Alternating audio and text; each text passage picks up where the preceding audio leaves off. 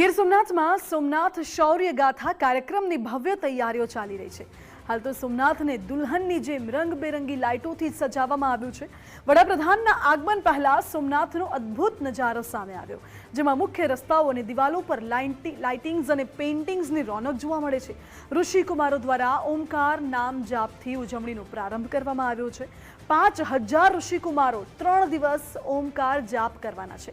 બીજી બાજુ વડોદરા પાઠશાળાના ઋષિકુમારો સોમનાથ પહોંચ્યા છે, તો જૂનાગઢ અને રાજકોટની મહિલા મંડળીઓએ પણ શિવધૂન શરૂ કરી છે।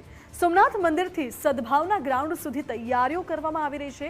પ્રવાસીઓ સોમનાથની ભવ્યતા જોઈને ભાવ વિભોર થઈ ગયા।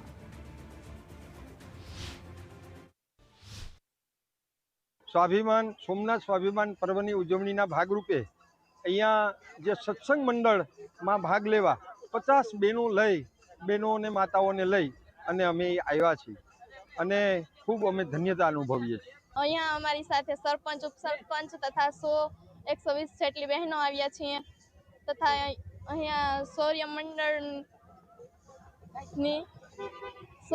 શૌર્ય યાત્રામાં અહીંયા અમે સોમનાથ દાદાના દર્શન કરવા આવ્યા છીએ તથા અમને આનંદ માણીએ છીએ।